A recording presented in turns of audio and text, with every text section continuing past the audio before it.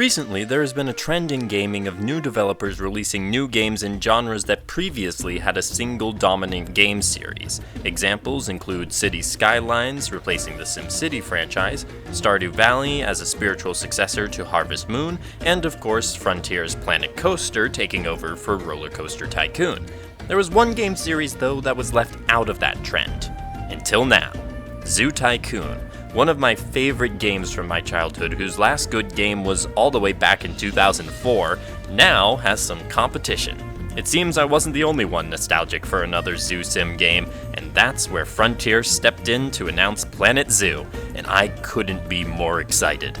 Planet Zoo is a construction and management zoo simulation game that was announced on April 24th to be coming to PC in the fall. Later on, the official release date of November 5th was revealed, and the beta was opened up from September 24th to October 8th for those who pre-ordered the Digital Deluxe Edition. Frontier early on stated that they were placing heavy emphasis on real-life zoo issues when dealing with the game. The animals would act as they would in real life. Wolves prefer living in a pack, for instance, and players would need to be ready to handle issues like animal enrichment or proper breeding habits. The main reason I think Zoo Tycoon worked when its successors fell flat was in substance over style.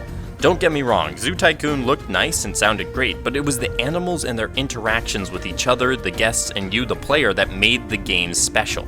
That is something I think Frontier realized as well, and is putting the animals first and foremost. Interviews with various people working on the game has revealed a lot about the depth they've gone into with each animal. Individual animal personalities have been mentioned, as have specialized interactions with their environments. Genetics comes into play as well, specifically when breeding animals, so just like in Crusader Kings, avoid inbreeding.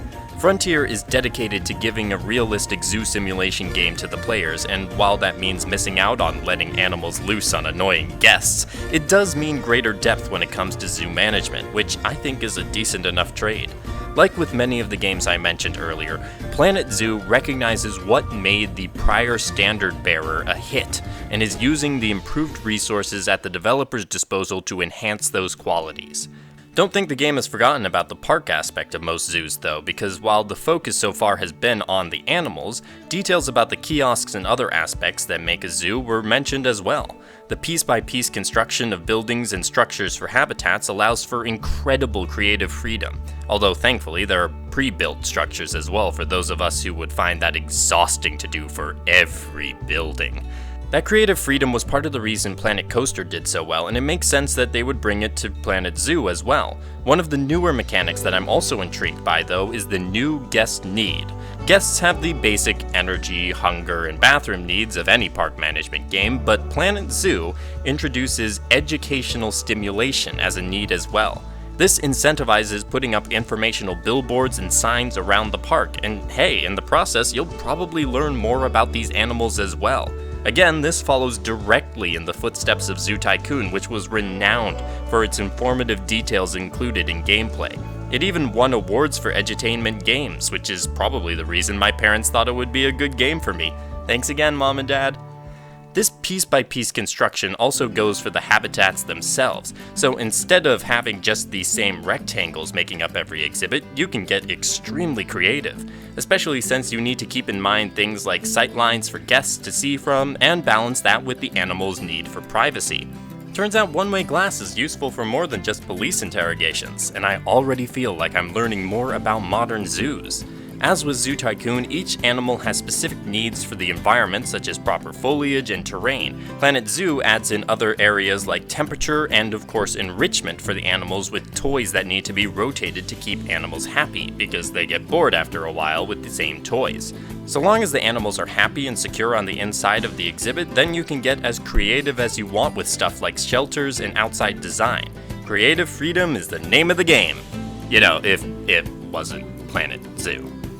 The animals themselves, from what I've seen, look gorgeous, and there's a wide selection of different animals. I'm not going to list them all here because I believe the final count is going to be somewhere close to 50 in the base game.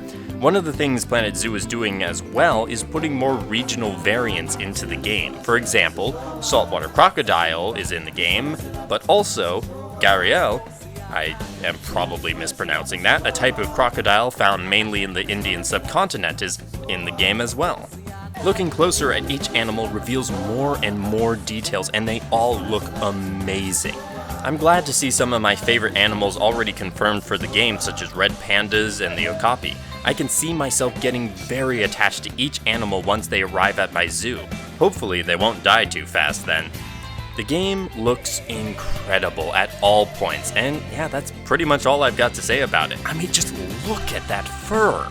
Simply incredible, and I'm so ready to see it on my own screen in a matter of days. The interfaces seem pretty easy to navigate as well, which is helpful in a big management game like this one, but there's a lot of complexity below the surface for those who really want to go in depth. The music, from what I've heard, is quite good.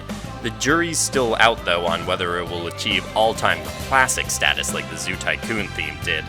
There is still a lot to see, but I'm beyond the cautious optimism stage into full-blown hype because I see the best zoo simulation game in the last 15 years in just the first trailer. And every subsequent gameplay reveal since then has just solidified that opinion.